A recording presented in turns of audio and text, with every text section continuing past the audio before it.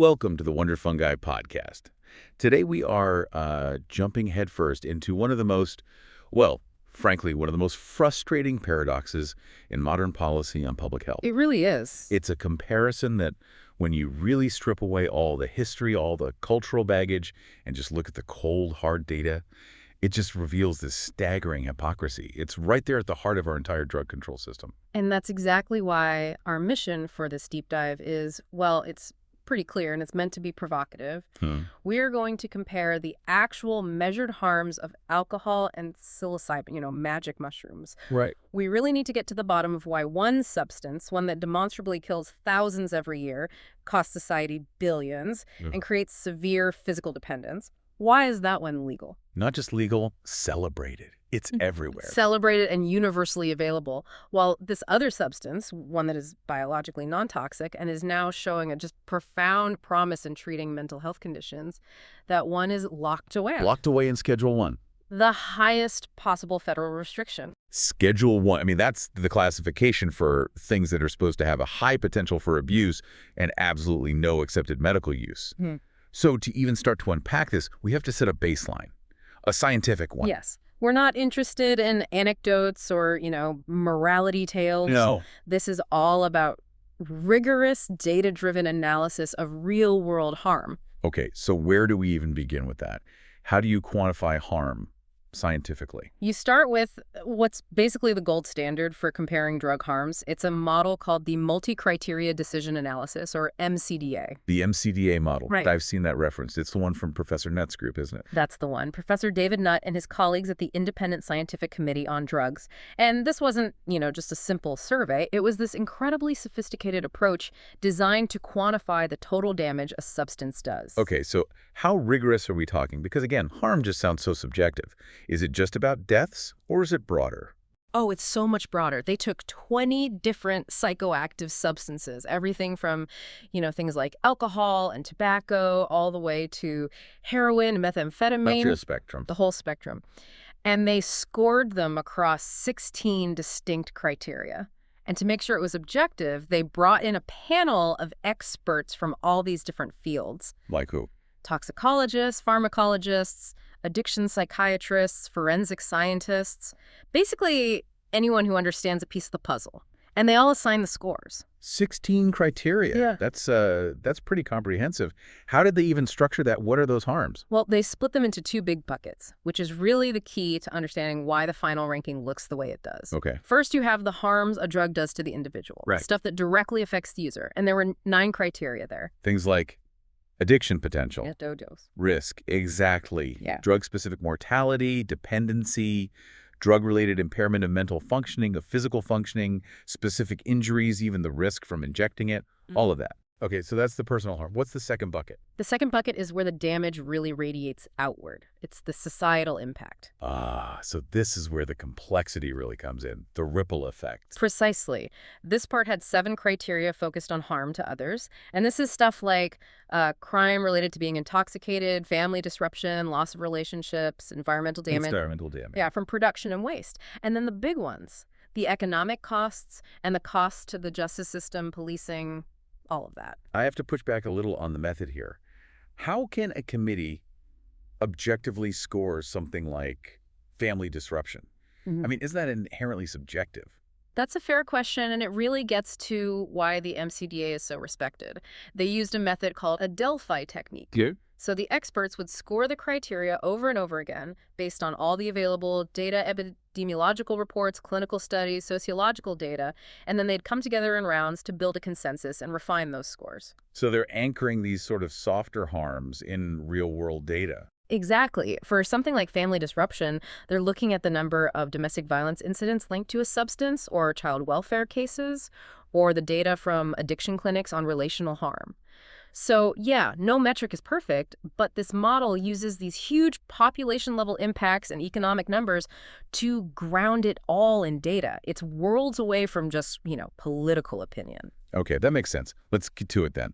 After they ran this entire model, synthesized all 16 criteria, 9 to the individual, 7 to society. Yeah. What was at the top? What substance was ranked as causing the most overall harm? The result was, it was stark. And it's really the core of our whole discussion today. Overall, alcohol was ranked the most harmful drug. The most harmful. Period. It didn't just top the list, it blew past every single illicit substance. That is the paradox right there. How? How did alcohol get the #1 spot when we all know how devastating things like heroin or crack or meth are to the individual user? It comes down almost entirely to that second bucket, the societal impact score. If you only look at harm to the individual, you're right. Heroin, crack cocaine, and methamphetamine were by far the most dangerous. What were their scores? They scored 34, 37, and 32 respectively. Very, very high. But then when you factor in the harm to others, the sheer widespread societal damage that's driven by the fact that it's legal and everywhere, alcohol scored an astonishing 46. 46. That one score for harm to others is more than double the score for heroin, which was what, 21? 21, and crack cocaine was 17. So yes, it's not even in the same league. We're talking about the economic burden, the police resources, the strain on the courts. It's the difference between this really intense harm that's concentrated in a smaller, often marginalized group of people, Right. and this sort of moderate to severe harm that is spread across the entire legal population. That's it, exactly. I mean, just think about the economic costs for a second. Lost productivity from hangovers or, full-blown alcohol use disorder. The massive cost of ER visits for alcohol-related injuries or poisoning. Drunk driving enforcement. The courts processing alcohol-fueled crimes. Because it's legal and used by billions of people, its footprint is just enormous. The model basically proves that widespread legal intoxication is, from a public health and economic standpoint, a catastrophe. It's why the World Health Organization has made confronting harmful alcohol use a global priority. Because among the top 20 most used psychoactive substances, alcohol is recognized as causing the greatest total damage. And that takes us right to the other end of the scale. Psilocybin, the substance that is legally in the same category as heroin. If alcohol is the most harmful, where did the data put magic mushrooms? It wasn't even close to the top. I mean, not even in the same ballpark. Psilocybin consistently landed right at the very bottom of the harm range. And we have other data that backs this up. There's the Global Drug Survey, which is, I think, the largest self-reported drug use study ever done. How many people? Over 120,000 people in 50 countries. And what it found about psilocybin safety is, well, it's remarkable. What was that emergency room statistic? That one really stood out to me. Yeah. Only 0.2% of people who said they took mushrooms, specifically psilocybe semilanceata, reported needing any kind of emergency medical treatment. 0.2%. 0.2.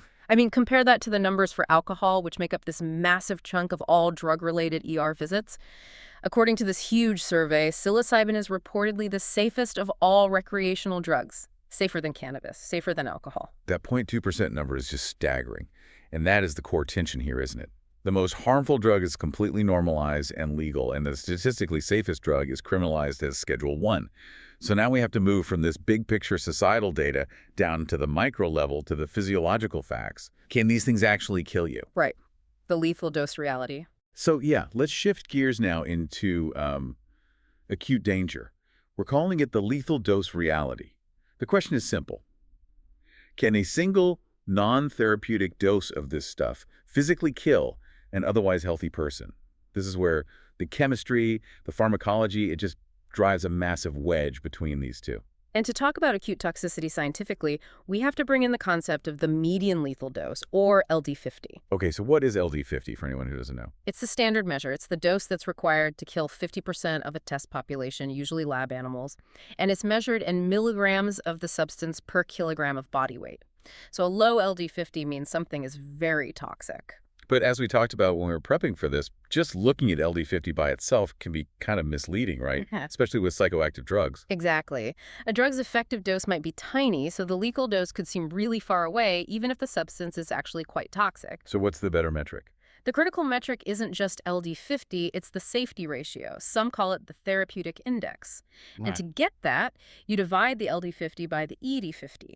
ED50 being the effective dose. The effective dose. So the dose you need to get the desired effect, the trip or the buzz, that final number, that index, tells you how much physical space there is between the dose that works and the dose that kills you. A high number means a big margin of safety.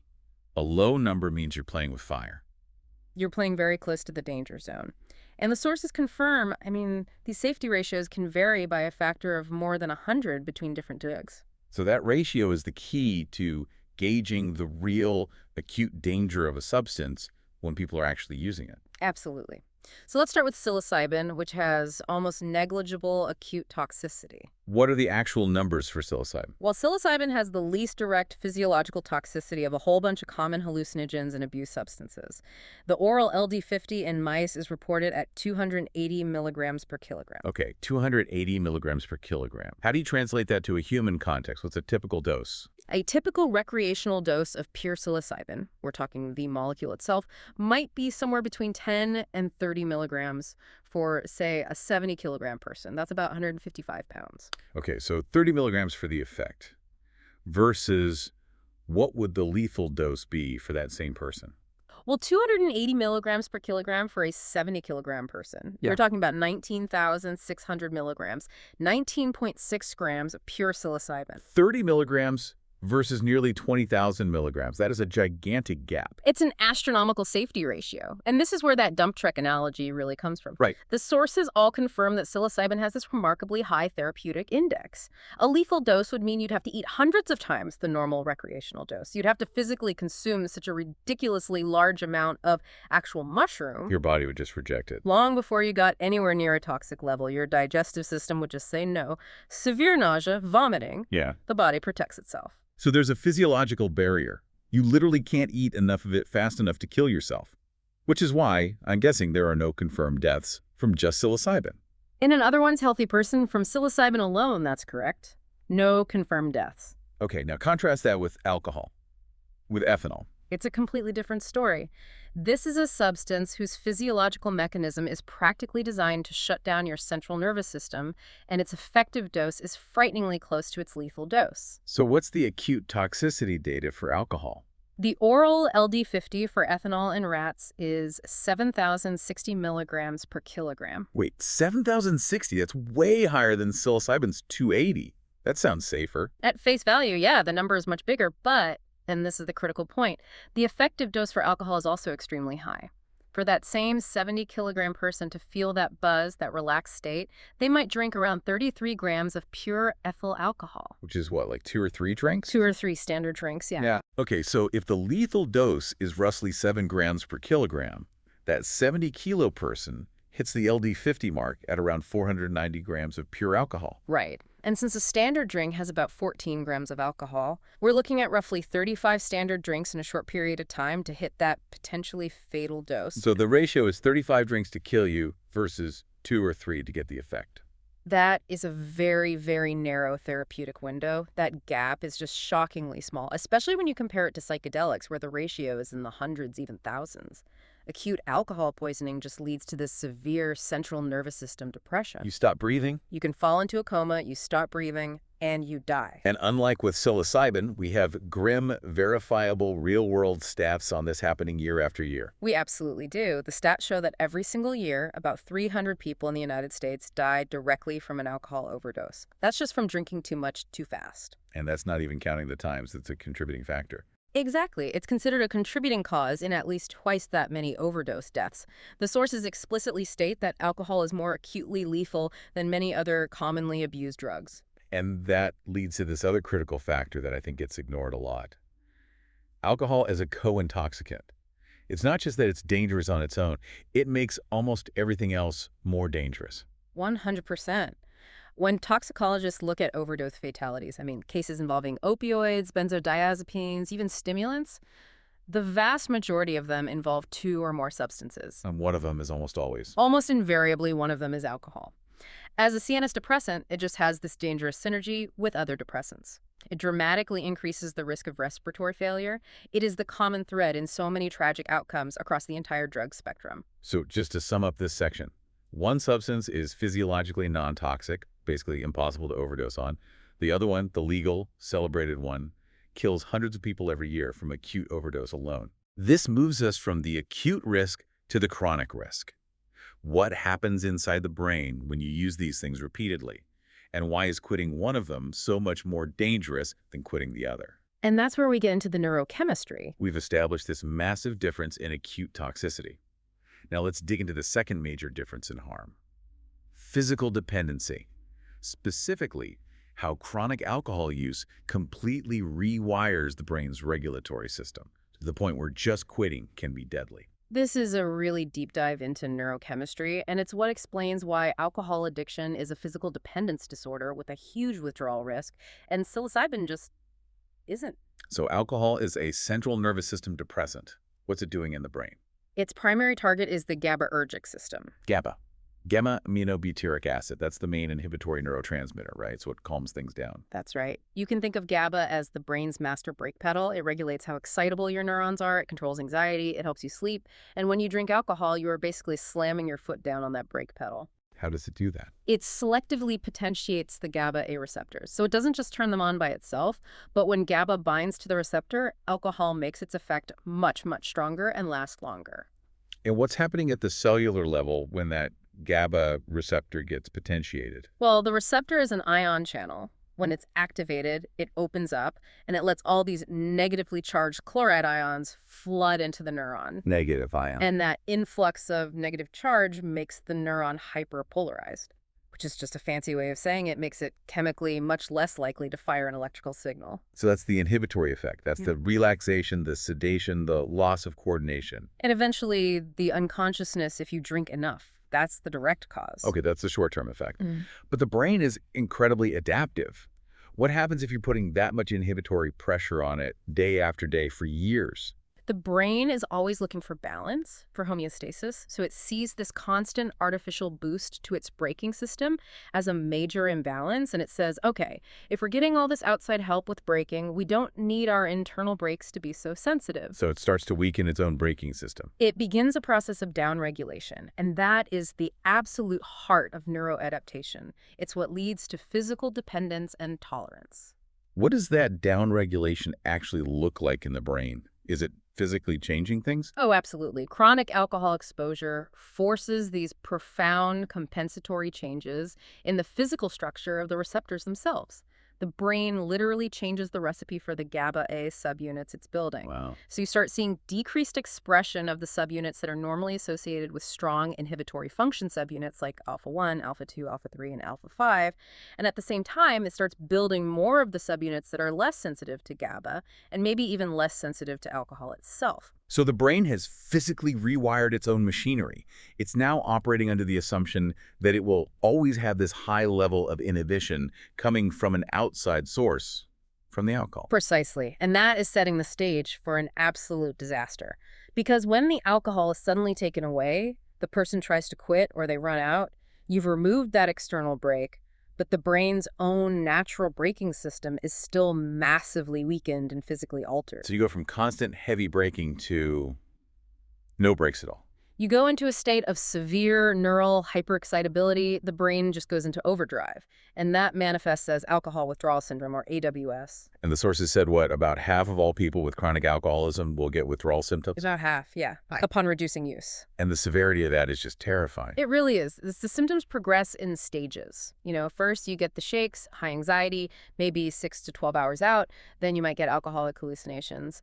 After that, often withdrawal seizures. And what's the most severe stage? The most severe, life-threatening stage is delirium tremens, the DTs. That usually happens 2 to 3 days after the last drink.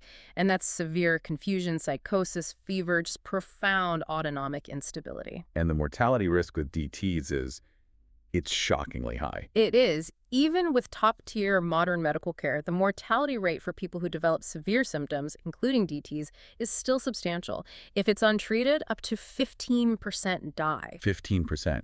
That is the non-negotiable difference right there. A person who is dependent on alcohol can die just by deciding to stop using it. That kind of physical, potentially lethal dependence just does not exist for classic psychedelics. It requires immediate, complex medical intervention. It's not just feeling bad or psychological cravings. It's a full-on physiological collapse that has to be managed in a hospital. And the treatment for it really highlights how severe it is. It does. The main treatment is benzodiazepines like Valium or Ativan, which are also CNS depressants that work on GABA. You're basically giving the patient a substitute brake to replace the alcohol to prevent that hyperexcitability that leads to seizures and death. And you mentioned the nutritional support too. The banana bag, that's such a vivid, almost absurd symbol of the cost of this. It really is. It's a universal symbol in every ER.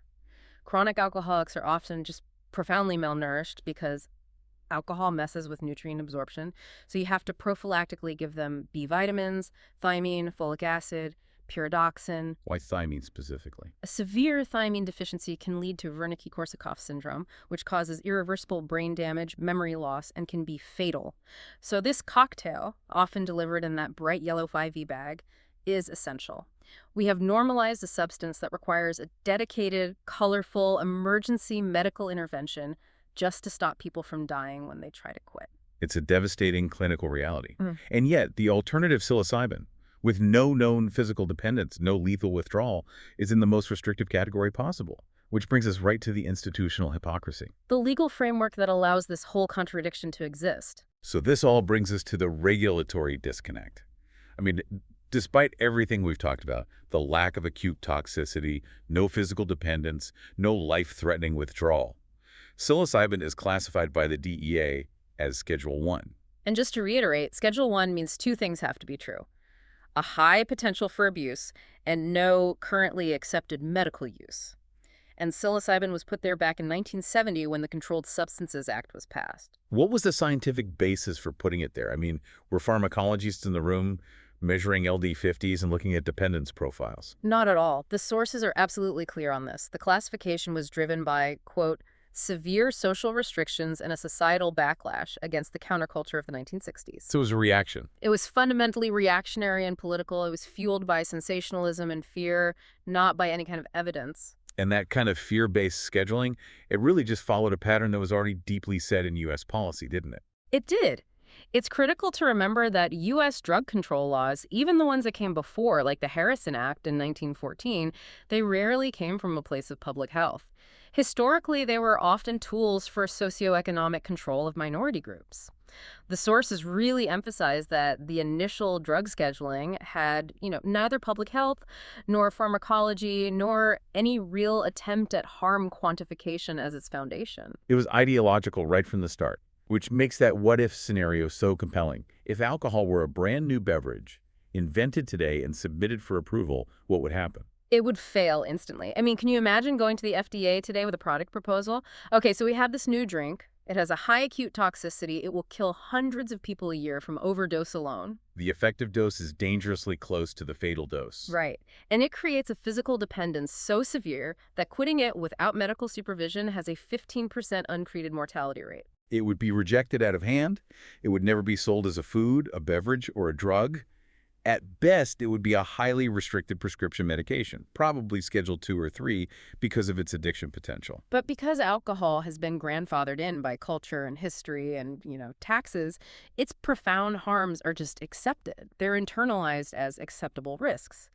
Meanwhile, we have to look at this huge disconnect between psilocybin's Schedule 1 status and its actual abuse potential. Right, because Schedule 1 requires a high potential for abuse. What does the science actually say about the addiction risk of classic psychedelics? The data just completely contradicts the classification. Classic psychedelics, psilocybin, LSD, DMT, they are pharmacologically just a different class of drug from addictive substances like opioids or stimulants. They aren't known to be rewarding or reinforcing. What does that mean, reinforcing? In animal studies where you let, say, a rat self-administer a drug by pressing a lever, they will press it over and over again for cocaine or nicotine. They find it rewarding. With psychedelics, they show only really weak and transient reinforcing effects. They don't generate that compulsive pattern of use. And that's key. If the drug isn't reinforcing, it doesn't drive compulsive use. And that's the definition of addiction. Exactly. Let's look at the numbers again. We said about 15% of drinkers will develop alcohol dependence. That's a huge risk at a population level. But when you survey people who use psilocybin, the vast majority report only using it a few times in their entire life. That pattern is completely consistent with a drug that has a low overall abuse potential. And there are other factors. Yeah. I mean, unlike alcohol, which gives you a pretty consistent effect, the effects of psilocybin are so dependent on set and setting. Your mindset, your environment. Right. And the intensity of that experience, the emotional depth, sometimes the anxiety that comes with it, it all tends to limit repeated compulsive use. It's almost self-regulating in a way. And there's a pharmacological reason for that too, right? The rapid tolerance. A huge one. If you take psilocybin 2 days in a row, the effects on the second day will be dramatically diminished. Your brain builds a tolerance almost immediately. You need to take a break, often several days, before it's effective again. So that mechanism makes daily, compulsive use basically pointless for the user. It strongly inhibits that addictive habit from forming. Okay, so if we strip away the history and the hysteria, and we just apply the rules of the Controlled Substances Act today, where do objective researchers think psilocybin should actually be placed, assuming, it gets FDA approval for medical use? When researchers have reviewed its entire profile, the marginal reinforcing effects, the lack of physical dependence or withdrawal, the high safety ratio, the conclusion is that if it were FDA approved, it would appropriately be placed in Schedule 4. Schedule 4. Yeah. That includes what, like common sleep aids, mild tranquilizers? Exactly. Prescription drugs with a known medical use and a low potential for abuse. The gap between Schedule 1, high abuse potential, no medical use, and Schedule 4 is just immense. It shows you exactly how divorced the current law is from the modern scientific data. And the system is just actively ignoring decades of data. I mean, what percentage of drug treatment admissions are for hallucinogens? It's minuscule. The entire category of hallucinogens accounts for something like 0.1% of all drug treatment admissions in the U.S. 0.1%. And alcohol. Alcohol accounts for over 30% of all treatment admissions. The sheer scale of the public health crisis is just being ignored in favor of upholding this archaic classification based on political fear from the 60s. And that brings us to the final and most hopeful, but also most ironic part of this whole story. Not only is the safest drug illegal, but it's proving to be one of the most effective tools we have to fight the damage caused by the most harmful legal one. It's the ultimate paradox. So if the regulatory hypocrisy is this glaring, then the therapeutic potential of psilocybin, it just presents this incredibly powerful case for reform. We're shifting now from the data on safety to the data on utility, because psilocybin is showing really significant promise as an anti-addictive agent. Especially for conditions like alcohol use disorder or AUD, where alcohol causes such immense personal and societal harm. The clinical evidence here is growing so fast, and it is highly compelling. It seems like it's offering something more than just managing symptoms. It really does. It seems to offer this deep psychological and neurobiological reset that can fundamentally break that entrenched addictive cycle. Let's start with the best evidence we have. The randomized controlled trials, the RCTs. What did the big recent trial find for psilocybin and AUD? There was a major RCT with 95 participants who had AUD, and it provided the strongest evidence we've seen so far. It was double-blind, placebo-controlled, and included psychotherapy. A whole package. The whole package. And they found that psilocybin treatment was associated with, and I'm quoting here, robust decreases in heavy alcohol use over a really long follow-up period of 32 weeks. So what was the specific metric they used to show that success? The main thing they measured was the percentage of heavy drinking days. So days where a patient consumed 4 or more drinks for women or 5 or more for men. And the psilocybin group showed a huge reduction in those days compared to the placebo group. The mean difference was 13.9 percentage points. A nearly 14 percentage point difference. To put that in context, I mean, the current drugs for AUD, like naltrexone, they often have pretty modest benefits. A 14% difference in heavy drinking days over 8 months from just 1 or 2 sessions, that's a massive clinical finding. It suggests a whole qualitative shift in the person's relationship with alcohol. It's not just about managing cravings chemically. And this is backed up by longer-term data from smaller studies. Right. It is. For example, there was a single-arm study with 31 patients, and it had this incredible 6-year follow-up. And they found that 32% of the participants became completely abstinent from alcohol. A third of them achieved complete sustained abstinence for 6 years. That is almost unheard of in addiction treatment, especially for severe AUD where relapse is just considered part of the process. It's transformative, and its potential isn't just for alcohol. Psilocybin has also shown promise in pilot studies for other addictions, like tobacco. What were the results there? Those trials achieved an incredibly high rate of smoking abstinence at 26 weeks. They reported success in 80% of participants. The potential is clearly cross-substance. 80%. Wow. Now, we have to stress the context here, though. This is not about people just taking mushrooms on their own. Oh, absolutely not. That is a critical point. We are talking about highly structured, supervised therapeutic administration. There's psychological preparation beforehand and integration afterward. It's worlds away from recreational use. And that safety context is everything. It's paramount. The therapy involves very careful screening for medical and psychiatric issues. For instance, because of those severe withdrawal risks we talked about earlier, you have to be fully detoxed from heavy alcohol or benzodiazepine use before you can even consider psilocybin treatment. The patient has to be medically stable. So the drug is a catalyst, but the real change comes from the therapy that surrounds it. Exactly. The preparation, the professional supervision during the session, the set and setting, and then the hard work of integrating the insights that come up afterward. Okay, so if we accept that it's effective, we have to ask why. What is the neurobiological mechanism that allows psilocybin to help break these really rigid, destructive habits? The leading theory really centers on one word: neuroplasticity, the brain's ability to restructure and form new connections. So what's happening chemically? Psilocybin is a prodrug. Once you ingest it, your body converts it into the active compound, psilocin. And psilocin works primarily as an agonist at the 5-HT2A receptor. Which is a type of serotonin receptor. What does hitting that specific receptor do that causes this reset effect? Well, activating the 5-HT2A receptor in key areas of the cortex, especially the prefrontal cortex, it causes this massive acute release of glutamate. Glutamate is the brain's main excitatory neurotransmitter, the accelerator. Exactly. So the sudden flood of glutamate kicks off this whole molecular cascade that essentially shakes the brain out of its old ruts. It allows for all these temporary new connections between brain regions that don't normally talk to each other, and that's what leads to that subjective feeling of a profound shift in perspective. So it's the glutamate surge, triggered by the psilocybin, that drives the actual structural changes, the plasticity. That's the theory, and we now have structural evidence for this. There was a fascinating study using pig brains, which are very similar to human brains, that gave us visual proof. They looked for physical changes in the brain 1 day and 7 days after a single dose of psilocybin. What kind of physical evidence of new wiring did they actually find? They looked for markers of synaptic density, the physical connections between the neurons. They measured a protein called SV2A, which is a known marker for synaptic vesicles and therefore for new synapses being formed.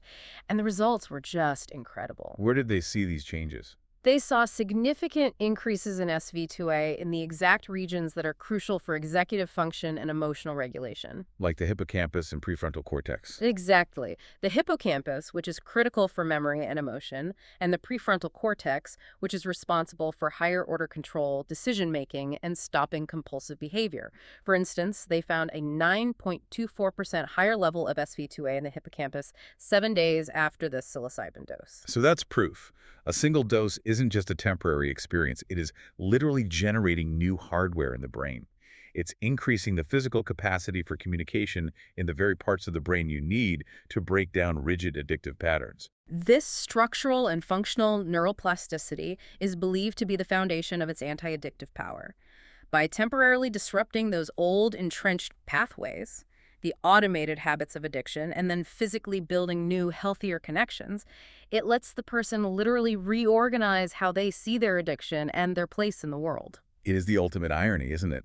The drug our government said has no accepted medical use is now scientifically proven to physically restructure the brain in a way that helps people overcome the damage caused by the drug that is completely legal and culturally celebrated. The hypocrisy is complete. So we've reached the end of our deep dive, and the cumulative data, it just paints this definitive picture of hypocrisy, of a regulatory system that is just profoundly misaligned with modern science. To recap the data one last time, the multi-criteria decision analysis model, the gold standard, found that alcohol is the single drug responsible for the highest overall societal harm. And that's driven largely by its catastrophic score for harm to others, the economic cost, the crime, the family damage. While, on the other hand, psilocybin is consistently ranked as the safest recreational substance.